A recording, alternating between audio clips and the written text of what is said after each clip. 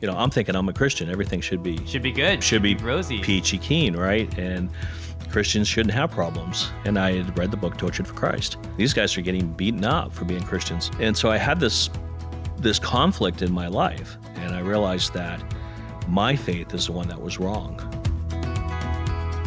I'm Paul Hastings, and you're listening to Compelled. Real people telling true stories about God's compelling love working in their lives. I'll tell you more about Compelled and share a sneak peek of our next episode right after our story. Our guest today is Steve Cleary, who is a young man developed an interest in missions early on. After Steve experienced several seemingly failed attempts to be involved in missions, God opened doors for Steve to become the very first employee at Voice of the Martyrs. I hope you'll enjoy hearing Steve's very unique journey into the mission field. I'm sitting here with Steve Cleary, who has a super interesting background.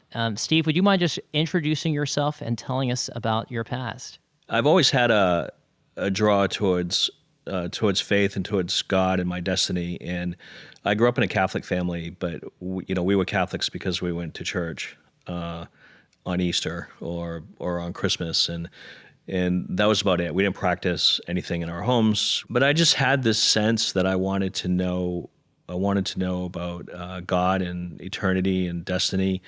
And I remember just praying that God would bring me a Bible that I could read. I didn't even have a Bible to read, and I started asking God that my parents would go to church. And about 6 or 8 weeks later, they sat me and my brother down and they said, "We're going to church, and would you like to? If you'd like to come with us, you can." And Wow. they were going to kind of a community evangelical church, and it was not of any particular denomination. And I remember going and starting to go to youth meetings and starting to learn more. This time I'm 12. At 12, I thought I was kind of too young to commit my life to Christ, so I waited for my 13th birthday, and I committed my life to Christ on my 13th birthday. And as I got older and I stayed in the church, when I moved out of the house, I remember being at a house fellowshipping. It was actually my boss's house. I worked at a sign company, and he gave me this book, and it was about Christians that were persecuted for their faith. And I said, "I'm not going to read that book." He was like, "Why?" And I said that book doesn't glorify Christ. Suffering is not glorifying to God. Suffering is, I'm thinking I'm a Christian. Everything should be good. Should be rosy, peachy keen, right? And Christians shouldn't have problems, and everything should be easy. And these guys are getting beaten up for being Christians. I mean, why don't they just pray? Why don't they have faith? Why don't they believe? And it was really what I believed at the time. It's like, I'm sorry they're being persecuted, but something is missing. That doesn't line up with the doctrine I've been taught. That doesn't line up with the life I'm living, and that doesn't line up with the belief system that's been embedded in my life and in my Sunday school class and in my church discipleship group. And so I said, I'm not going to read the book. And my wife said, I'll read it. And she brought the book home, and she read it, and she said, "Steve, you have to read this book. It's not what you think." I said, I'm not going to read it. And I just wanted to return it. The book was out of print. There wasn't Amazon wasn't around, and the local Christian bookstore didn't carry them. And at the time, I had this big white dog, a Samoyed, named Quincy, and Quincy decided to read the book. So I found it on the floor with teeth marks in it, and drool, and dog hair. And this is my boss's book. Yeah. It's out of print. And I'm thinking, great. Not just a friend, this is your boss. This is my boss. And I take it to the sink, and I take the wash towel, and I start wiping off the dog drool. And I read a line, and I read another line, and I read a paragraph and a page. And I didn't put it down until I'd read the whole book. And I told my wife, I says, "This book's not what I thought." She goes, "I told you." I'm like, and I couldn't get it out of my mind. I couldn't forget it. And I had read the book Tortured for Christ. I brought it to my church. My church was actually had the same belief that I had previously, that if you're a Christian of faith, you shouldn't suffer. And so suffering is not glorifying to God. And so I had this conflict in my life, and I decided the only thing to do was to reread the Bible. And so I had read a bunch of different books now on persecution. So after about 6 months, I was committed to read a book a week on a missionary that had served outside of America, or somebody that had experienced persecution. So I went through about 26 books, and I said, all right, I put all the books aside, and I reopened my Bible, and I reread the New Testament very carefully, word for word. And I found out somebody had switched my Bible. This was not the same Bible I had read for 10 years. This was a Bible that spoke about suffering and persecution and how it glorifies God and what we face, the trials and tribulations we face in this world. And I realized that my faith is the one that was wrong. My belief was the one that was wrong. And so I brought this back to the church and let my youth group read this book. And we started as a youth group writing letters to prisoners in Russia that was actually addresses were published by different mission groups, including what's now today known as Voice of the Martyrs. And all of a sudden parents came up to me and they were saying, why are you writing letters to Russia? The Russians know where we live. What year was this? 1988. Before the Cold War had ended? Same time. Same time. Wow. And the wall had not come down. It was just about ready to come down. In Tiananmen Square, the Romanian Revolution, the wall coming down, all happened immediately after. So I had to resign as youth leader. Wow. Which was a big deal. I love my kids and the kids we taught, and I took it wholeheartedly as a ministry. And I started bringing this to the church. I committed that I would not show up at a prayer meeting without praying for a persecuted Christian. So when somebody says, do you have a prayer? I'd go, yeah, I got a prayer. I said, right now Christians are persecuted in this country and we should pray for them. I'd read the book called Missiles Over Cuba, which Tom White had written, and he was working for Richard and Sabina Wurmbrand, an organization then called Christian Missions to the Communist World. And I had started writing to the ministry, and I wanted to hear Richard Wurmbrand speak. And so I knew he was speaking at churches around the world, and I started praying I would get to hear him speak before he passed away. For those that aren't familiar with who Richard and Sabina Wurmbrand were, can you just explain who they were and what role they played? Yeah, Richard is a Lutheran pastor in Romania, and when the communists invaded, he did not see it as I need to flee because the communist Russians are coming into my country. He viewed it as an opportunity to evangelize.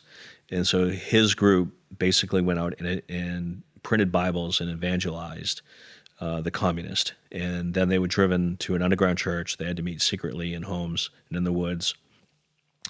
And he just refused to stop his activities. And he eventually was arrested and served 8 years in prison, 3 of those years in solitary confinement. Their son was homeless. Sabina ended up on a slave labor on the Danube for 1.5 years or 2 years of a sentence. Richard was released from prison after 8 years and told never to preach again. And he preached again.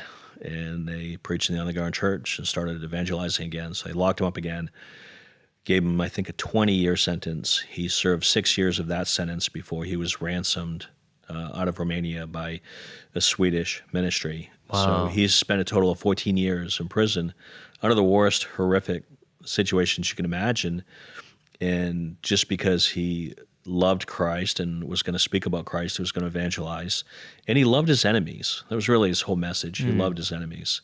And Sabina, the same. And she spent 2 years in labor camp and suffered greatly under the communist. And she believed her husband was dead. You know, she was told he was dead. But she just always hung on to that last ounce of hope of a miracle that, you know, he was still alive and would come home someday. Yeah. And he didn't want to leave Romania. They offered $10,000 to the government to release him. At that time, I mean, that'd be like paying $1 million today that they'd raised. And he actually didn't want to go. He wanted to stay. And the underground church said, no, you have to go because nobody knows what's happening to us. So you have to go and tell the world. And that's why he came to America and started a ministry. He wanted to be their voice. He wanted to tell their story. It was a different story. You know, we knew Romania from the Olympics at that time, from a famous gymnast that won the Olympics. And he was like, what about your persecuted brothers and sisters? What about those in prison? What about those dying? What about those serving Christ in chains. Yeah. He would say his chains they used as musical instruments to sing unto the Lord. So he brought this message that was so foreign to America, that they were closer to Christ in prison than they were in Sunday morning church in America. And the American church, received him and received the message because he was authentic. It wasn't some American preacher saying we need to do something different and talking against prosperity. He was a man who served 14 years in prison and talked about the glories of being in communist prisons, but being with Christ and winning his torturers to the Lord. Yeah. So his story is recounted in the book Tortured for Christ, which is very important to the ministry of Voice of the Martyrs and to my personal testimony, because that was the book that changed my life. I remember specifically, so now I'm like 25, 26 years old, and I said, God, I pray that I meet this man, that I hear this man speak before he passes away. It's in 1989, and I said, I don't really have enough faith to meet him, so I'm not asking you for that. I'm just asking that I get to hear him live in person speak, because I had read all his books. I was writing to the ministry. I was sending them money, and I was always asking them, when is he going to speak? Where is he going to speak? But he was never anywhere near Maine. I remember they sent me tapes that weren't released of his preaching, and it was so bad quality. It's not like all this nice equipment that Paul has here in front of us. And I remember just squeezing the headphones to my ears to hear what he was saying. And of course, he had a Romanian accent, so I really didn't get much out of it. And just to clarify, I mean, this is 1989. This is before the internet really is. Oh, I think I got a Walkman. Walkman. I think I got a cassette tape and a Sony Walkman. I wrote letters. I was on their mailing list, so I got Richard's letter to the donors. His newsletter, and I would read that. I would come home from work, so I'd take half my lunch break to drive home and check the mailbox and see if it had arrived when I knew it was around the first of the month. And I would start reading it. I'd go around, and I'd leave work early because I always worked overtime. I'd leave work early, and I would read it cover to cover every day when it came in. It was only 6 pages back then. But I was just fascinated by his writing. It was just so foreign to the life I was living in Maine. Yeah. Did anyone from the organization reach out to you? So I had Tom White come to Maine and speak, and I prayed about it, and they asked me if I wanted to sponsor a speaking tour. And so I did. I spent my life savings at that time. I took Tom to 3 or 4 church meetings. I set up events at schools and at different hotels and different venues. And we had a back-to-back, what we call, nor'easter snowstorms, and dumped 20 inches of snow on us that 4-day period. Oh, man. And nobody showed up. Oh, man. It was like 8 people, 10 people, 12 people. I had a sound system. I had a worship band. I had everything. And it just... And no one I showed. never even took an offering. I mean, because it would have been too pathetic to pass a basket to 12 people, of which 4 were us. And I had like a book table with hundreds of books on it. It was, oh, man. It was the most humiliating point in this world, completely humiliating. When Tom finished his last meeting, I said, man, I'm sorry. I said, I just apologized. And he goes, what for? And I said, it was such a failure. These meetings were such a failure. I said, I am sorry I had you get on a plane, come all the way to Maine. I said, I should have just sent you all the money I spent on these meetings and just given it as an offering. He goes, no. He goes, you never know what God's going to do with the small things. So he goes, you don't know what God's going to do with this. And I said, yeah, but it's pretty depressing right now. So I went home, went to bed, and I stayed in bed for 24 hours. Oh, man. Just to get out of bed. I was completely depressed. And I went to, the next time I showed up in church was a Friday night Bible study. And the pastor of the church that was kind of against everything I was doing, he walked up to me with his checkbook in hand, and he goes, how much did you lose? And I'm like, what? He goes, I heard not many people showed up at all the events you sponsored. How much money did you lose? And first of all, the questions, I think the way he phrased it, if he would have come up to me and said, the church would like to make an offering to what you did, and you can send it to the ministry, I would have said, great. But when he asked me, how much did I lose? I didn't look at it as money. I looked at it as, what did I lose? What did I really lose? If you take out the money equation, I lose sleep, I lose time, what did I lose? And I said, I didn't lose anything. And he looked at me and goes, no, I heard, because people had joked about how bad the meetings were. And he goes, I heard you, lost a lot of money on these events, and I had spent about $3,000, which was a lot of money to me at the time. And I goes, no, I didn't lose anything. And he asked me one more time. He asked me 3 times. I said, nope. So he was kind of frustrated. He goes, okay, put your checkbook away. Like, if you don't want my money, I'm not gonna give it to you. I remember turning around, and I looked up, and I pointed up, and I said, all right, God, now you owe me. I give my debt to you. Which, again, I don't recommend that, but it seemed a little disrespectful. But I literally gave my debt to God. And if anybody was going to repay me, I wanted God to repay me. And that's it. That's how it happened. A few months later, I got a phone call, and this mission called Christian Missions to the Communist World wanted to hire me. They wanted to hire you? Yeah, they wanted me on board. Wow. Tom White, who had come to speak, had been appointed director, and they were moving the office to Oklahoma, and they needed a staff. Yeah. And I was employee number 1 at the new organization that would be known as Voice of the Martyrs. Wow. So God did take the debt and multiply it. So in 1990, I packed up my bags and sold my house and left my job, left my church, and moved to Oklahoma to work for Voice of the Martyrs. Wow. That is an amazing story of how you got there. What happened when you showed up? But when I went to work for Voice of the Martyrs, I didn't meet Richard yet. But one of the first things I noticed is that, so now, 1989 has happened. So communism has crumbled. I'm working for an organization called Christian Missions to the Communist World.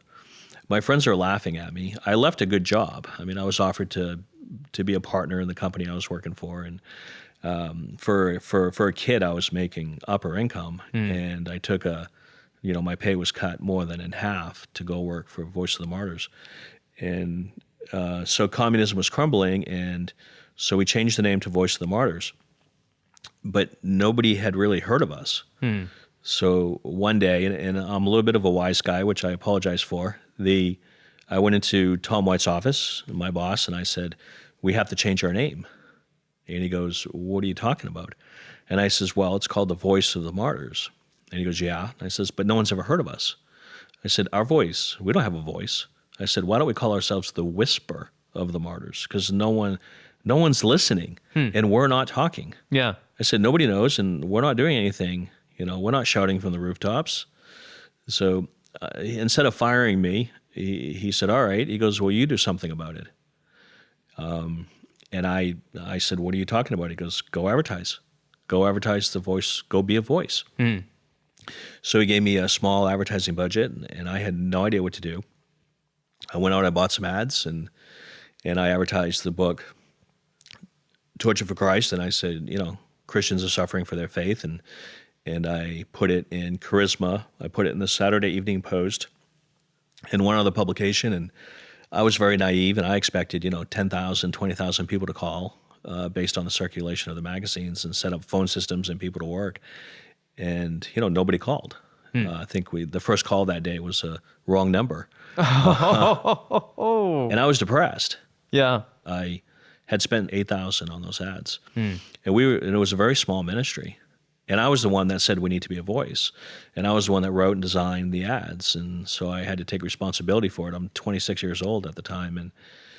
And so when we received no response from the ads, I was completely depressed, just like I was when nobody came to the meetings. It was the same thing. And I quit Voice of the Martyrs. You quit Voice of the Martyrs? I said, I'm quitting. I'm done. I said, I'm a failure. Nobody responded to the ads. I wasted $8,000 of donors' money that they gave to help persecuted Christians. So I said, I'm quitting. I told my wife I quit. And I went outside and started mowing the lawn, and I just believed I heard the clear voice of God that said, if I can't trust you to lose $8,000, how can I trust you to lose $1 million? And it was very weird to hear that. I knew it wasn't my thoughts. I didn't even know what $1 million looked like at that time. And I'm like, what do you mean lose $1 million? You know, my eyes bugged out. I'm like, who wants to lose $1 million? And then it dawned on me that everyone's willing to succeed for Christ. But how many of us are willing to take a risk where we could fail for Christ? Wow. When we watch a football game, the quarterback or the running back points to God when they make a touchdown. But what do they do when they fumble? So, you know, we create a God of success. Yeah. So we want to thank God for our successes in our lives, but we create a God that says if we serve God, he'll make us winners. All that is us being prideful. Oh, look, I'm special. God just blessed me. Yeah. Well, if you can't give your failures to God, then you're really not giving God credit for your life. Yeah. So I realized, I said, all right. I said, I'll be willing to lose $1 million, which means I'll be willing to risk someday in my life. Now, you remember, my advertising budget is $8,000. I make $20,000 a year. I live in an $18,000 house. And that's where I am at 26 years old. And I have to be willing to lose $1 million. I have no idea what that looks like. Yeah. I just said, okay, I'm in. So I didn't quit. I kept working. The mission started growing. We actually did learn how to bless people. Instead of saying Christians are suffering for their faith and you need to know about it, we said Christians who are suffering have amazing courage, and they can strengthen your faith. So we did learn how to bless people the right way. And the advertising budgets grew, and the ads grew. And after 5 years of working on staff, I wanted to do videos and books and TV shows, and I just wanted to do everything. And the Voice of the Martyrs allowed me to go contract, so I could. They weren't ready to do all these things, but I could do them with other ministries if I continued consulting with them and doing marketing for them. So I worked on staff from 1990 to 1995. In 1995, I went off on my own and started a marketing company to help other organizations grow. And I wanted to write books, and I wanted to do videos, and I wanted to do conferences and do products and do all kinds of things. But my heart was always to promote Voice of the Martyrs and the persecution of Christians. And I became very close to Richard and Sabina Wurmbrand. I traveled with them for a number of years. When I left VOM as an employee, Richard Wurmbrand was, extremely upset with me, and he didn't talk to me for a year. And I picked him up at the airport, and he would call me, and he'd get mad at me, and he'd say, "Why did you leave? Why did you leave?" And I just said that I just had this big vision that was bigger than the size of VOM at the time, and it didn't mean I was any less committed. But I said, Pastor, it's the same thing. You left Romania, and now you help every country. Why didn't you just help Romania? I said, maybe the Romanians feel the same way about you. Yeah. And he put his hand up and he goes, enough. We will never discuss this again. And we became closer from it. It was an amazing time from praying every day for a year that someday I'd hear him speak to they ended up adopting me as their son. So every time I visited, I had to stay in their house. I always had to be at their Bible studies, if there was an event that I went to, Richard always cleared the seat next to him, and I was assigned to sit next to him at any single event he had. Even if somebody was in that seat, Richard would tell them to move. I would be like, no, I would just sit in the back. But he just said, no, he brought me to a place of honor. It's not anything that I deserved or requested. But he always wanted me by his side, and he wanted to talk to me. I sat by his bedside for hours and days on end when he was bedridden for a couple of years. I carried Sabina Wurmbrand out on her deathbed. She was dying of cancer, and I carried her in a blanket at her insistence. I met you at the Christian Worldview Film Festival earlier this year when you were showing the movie Tortured for Christ. Can you tell us how that film came about? I went to Voice of the Martyrs, and I said I'd like, for the 50th anniversary of the ministry, I'd like to do a docudrama on the story of Tortured for Christ. So they agreed to let me do this. They agreed to let me hire a production company and a staff and go out and make this movie. So we hired a company, and we hired a professional scriptwriter, and they wrote a script on the life of Richard Wurmbrand. And they sent it to me, and I read it, and I hated it. And maybe I knew the story too well. Yeah. Richard wouldn't like this. Yeah. Richard and Sabina passed away. And they would not like this. In all fairness to the scriptwriter, that's probably a perfect script for the ministry and for the life of Richard Wurmbrand, but I hated it. And I just prayed, and I remember getting up. I'm a night person. I tend to work at night. And I get up really early in the morning, and I picked up Tortured for Christ, and I said, I'm just praying, and I'm like, what am I going to write? I mean, what is this story about? What is this docudrama going to be about? And I said, well, I'm going to reread the book that changed my life. And I reread Tortured for Christ. And as I read it, the script just bounced right off the page. And I just started writing it. I just wrote it. I wrote it out in a matter of a couple hours. And I wrote a script that followed that book. And I entitled it Tortured for Christ, Richard's Last Sermon. I said, if Richard were to preach one more time in church, what would he say? Richard wouldn't say, hey, God brought me to America. Hey, what do you think about persecution? That's not what Richard would do. Richard would just say, they beat us and we love them. And he would contrast the beatings and the beauty. He would contrast the hatred and the love. He would contrast the work of Satan and the work of Christ. Yeah. And so that's the story I wanted to tell. Yeah. And so I rewrote the script, or started over based on the book, Torture for Christ, and that's why I called the movie Torture for Christ. And we actually went to Romania and went into Richard's prison and recreated the story. His actual prison. And you filmed right there. Filmed in a solitary cell. Wow. It's still there, and we miraculously got permission from the government to go in there because it's not open to the public. Wow. They said, and we found a back lot that had Bucharest from the 1940s. And I remember being asked, what is the most important thing you need in this back lot? And we got a budget, we got so much money to work with. And I said, snow. And they said, snow? And I said, yeah. And they said, it actually doesn't snow that much in Bucharest. And I says, well, you asked me. So that's what I need. I need snow. This is a huge back lot. We're not going to bring in snow. And the night before we filmed, we had 8 inches of snow. 8 inches of snow. And the entire filming is snowing. Wow. The entire scene that we take place in Bucharest is snowed. And it would just, my heart just leapt, almost like God gave me snow. That's what Richard writes about. It was in the snow. It really was a highlight for me to go from praying to meet the man to being in his prison cell, making his movie. So we made the film. It has no interviews. It's not like a typical docudrama. And it just is really, I believed Richard would be honored by it. It would be his last sermon. This is what he would have said if he would have walked into an American church and been told it was the last time he could ever speak. This is the story he would have told. Ironically, this is the first story he told when he came to America. That is just crazy. We released it for one night only, and it was the highest grossing film of that night in America. And people were very, very impacted.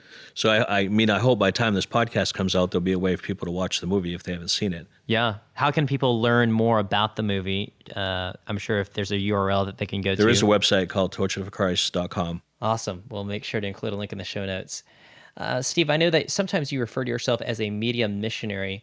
What role do you see film playing on the mission field? A lot of the unreached can't read. So we need media films in their language, in all the languages. But the studios have all the films locked up, and you don't have rights. They sell their worldwide rights, and you can't just go produce one in Spanish or Portuguese or Mandarin or Arabic, without permission.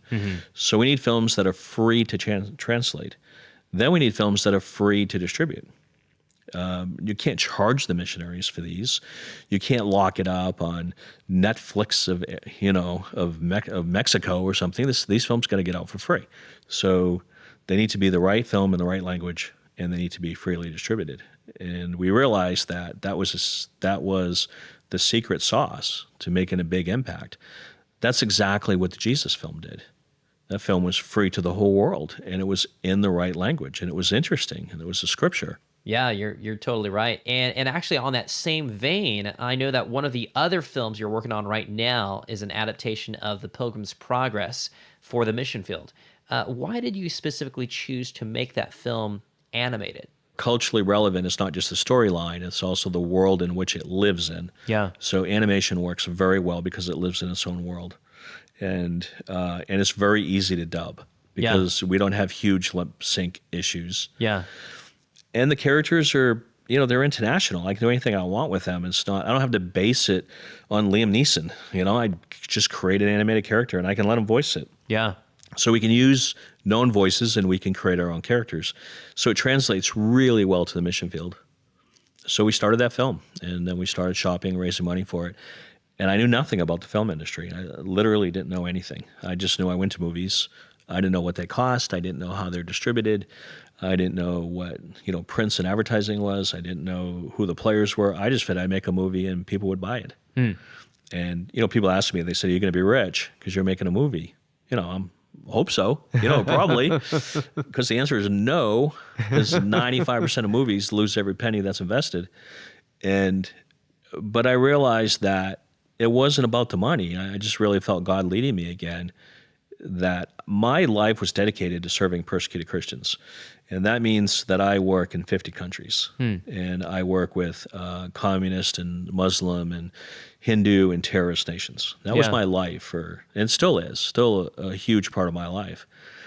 But I also realized that I have 2 kids that are millennials that are disconnected from church today. It's a different generation. Now they're bombarded by social media and Facebook, Twitter, Instagram, text. Everything's instant, and they don't read as much. And I realized that the mission field starts in our own homes. Yeah. And so we say we work on the front lines of missions. The front lines of missions starts with my 25-year-old son. And when I started making films, he goes, "Dad, I like these. I want to watch these. These are not cheesy Christian films with a cheesy Christian message." So the film is almost done. We're going to show our donors a rough cut of the film probably around Thanksgiving. Wow. And the distributors are furious that we want to do this. Yeah. But we're about ministry first. We made a commitment that we would never make a film that wasn't free to the missionary. We're going to go on a private tour through the fall, through the first quarter of next year, and then we'll be in films in March. I will be in theaters in March. Wow. And how long have you been working on Pilgrims Progress now? 3 years. Man, 3 years. And what's the other film project that you're working on right now? So the next project we started is we're doing an animation of the entire Bible, the entire biblical narrative. And what I discovered when I started this project is we actually don't have a visual Bible. We have visual Bible stories, but no visual of the Bible as one story exist. We had a Pakistani, I met with him twice now, and he's a missionary to the Taliban. Wow. In Pakistan. Wow. And I told him, I said, "I'm doing this animation of the entire Bible." And I showed him episode 1. I asked him, I said, "What do you think?" And he said, "You don't know what you're doing." And I'm like, "Well, it sounds like something my kids would tell me." And he said, "You don't understand." He goes, "The Hindus put tens of millions of dollars into producing animations and spreading it all throughout the region, including Pakistan. They put it in Hindi, Urdu, Farsi, Arabic, and all throughout the region, they're broadcasting animations of Hindu gods. Their audience is huge. Well, there's Christian satellites in all these countries. We can broadcast freely into all these countries. We just need the content. Yeah. So he said, if you do an animation based on the Bible, he says, you'll be the answer to our prayer. He goes, we pray every week that the Christians would do what the Hindus are doing, because the Hindus have great success at it. He says, how come the Christians are not doing animations of the Bible that translate like this? And he goes, we pray every week as a group of men that somebody would do this.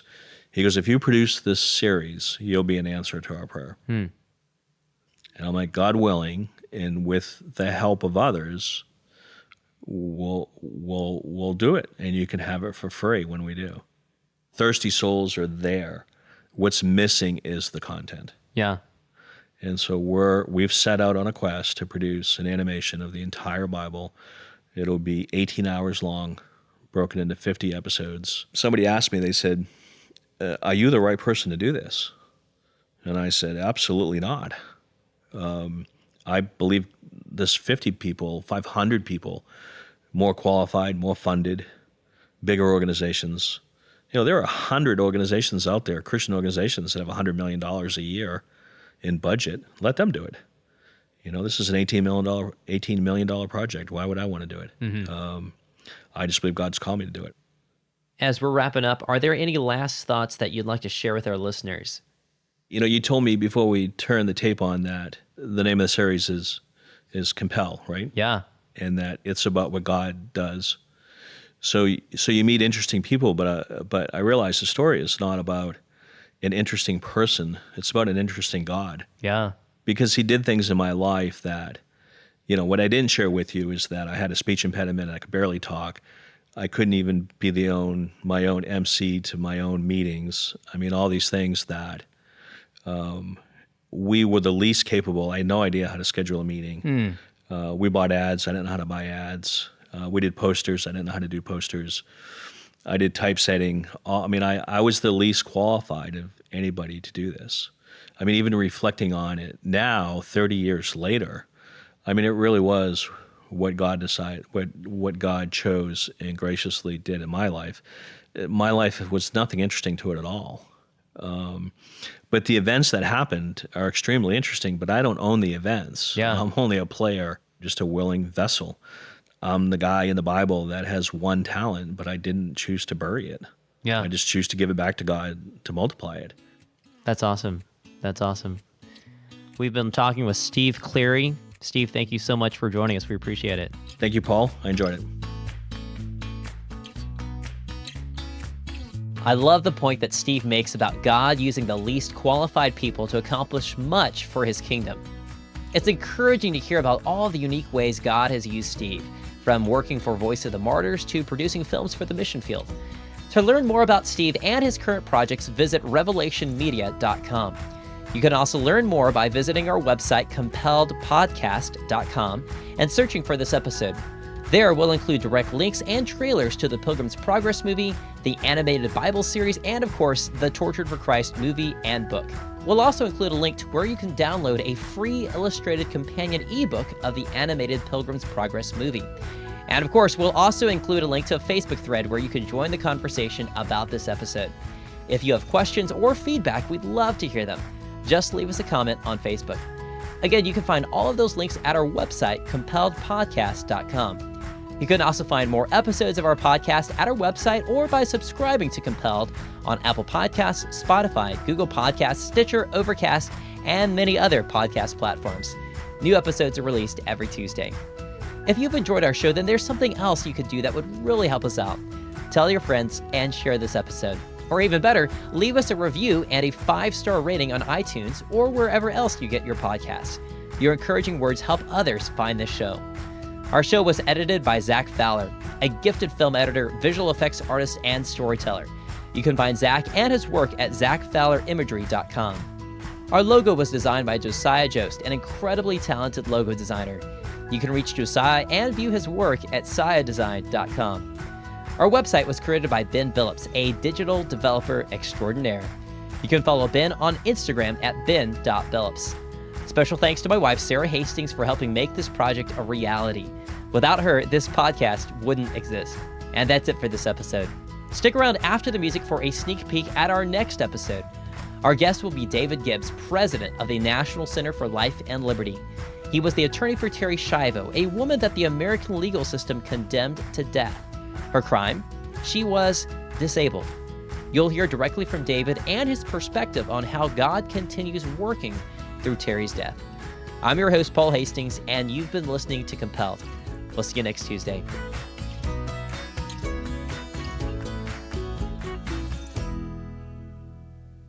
There was probably the most indelible moments in my life were watching Terri die. And like I was in there with Mary, the mother, the last time she'd see her daughter alive. We went through searches that would be more akin to going into a prison. No cameras, no phones, nothing that could document what was happening to Terri or provide support for her. And then walking in, there's armed law enforcement with one simple instruction: arrest the mother if she does anything to keep her daughter alive.